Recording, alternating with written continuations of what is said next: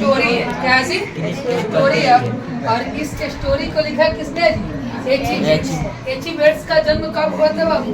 1905 ईस्वी में, और इनका मृत्यु 1974 ईस्वी में। कहाँ जन्म हुआ था बाबू? इंग्लैंड में हुआ था। क्लियर हुआ?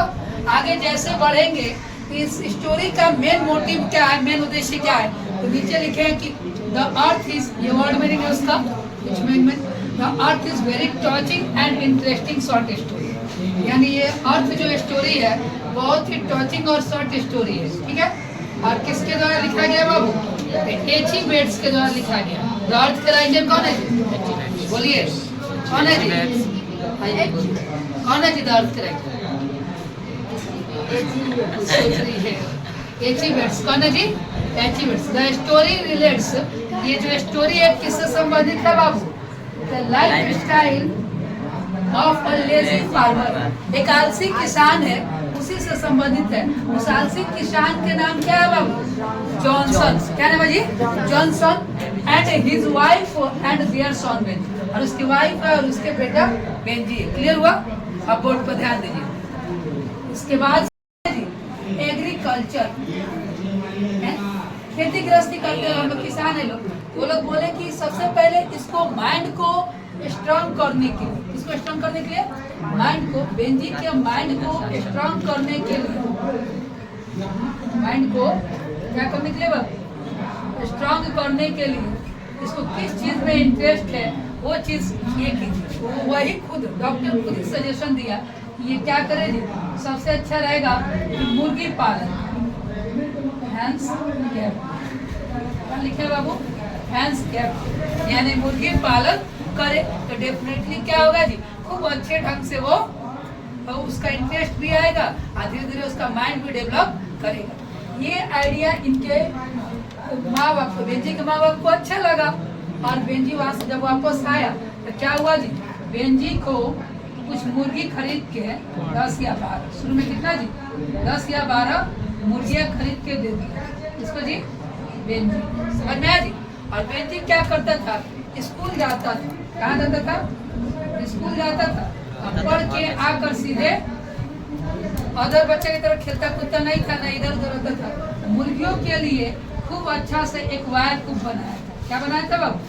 वायर कूप बनाया था। और उसी में क्या किया जी, उसी में रखता था। हर कलर की मुर्गी रहती थी सब।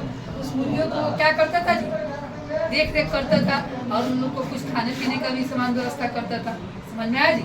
इतना। उसके बाद से जैसे जैसे समय गुजरता गया उसको इंटरेस्ट आने लगा मुर्गियों को। और कुल मिला जुला कर जैसे जॉनसन के पास क्या था जी, ये कुछ सामान थी और 4 एकड़ जमीन थी, तो बेंजी के पास कुल मिलाकर क्या था जी, मुर्गियाँ थी। लेकिन वो मुर्गियों की संख्या डे बाई डे बढ़ने लगी। और वो मुर्गी के पालने से बस वो एक ही चीज सीखा था, वो सीखा था कि मुर्गी से हमको क्या मिलेगा जी, पैसा। मुर्गी क्या देगी जी, अंडा देगी। क्या देगी? अंडा देगी। और उस अंडा को बेच के बेचेंगे, क्या करेंगे? बेचेंगे और उसको उस अंडा को बेच के पैसा कमाएंगे। क्या करेंगे? बस यही हो जाता है। इससे ज्यादा उसको कुछ आइडिया नहीं था। उतना बड़ा हो गया, धीरे धीरे उम्र में बढ़ता गया, बड़ होता गया, लेकिन वो आइडिया कभी छूटा नहीं। ऐसे किया रहता था, स्माइल रहता था, लेकिन यहाँ तो ऐसे रहता था, ऐसे ही डिजाइन उसका एक्सप्रेशन रहता था। बड़ा हो गया था तो भी पैसा अच्छा खासा कमाने लगा, मुर्गियों की संख्या बढ़ने लगी। वो जो मुर्गियों की रहने की जो जगह था, वायर को दरबा जिसको हम लोग बोलते हैं, बड़ा पोल्ट्री फार्म, वो और ज्यादा बड़ा होने लगा। धीरे धीरे वो स्कूल जाना छोड़ दिया और कई कलर के मुर्गियाँ रखने लगा, कई नस्ल की। जो चीज अपने घर के बगल में बेचता था, अब इतना ज्यादा उसके पास अंडे होने लगे मुर्गियों की संख्या की वजह से, वो अंडे अब बाजार में ट्रक के ट्रक बेचता था। समझ में आया जितना?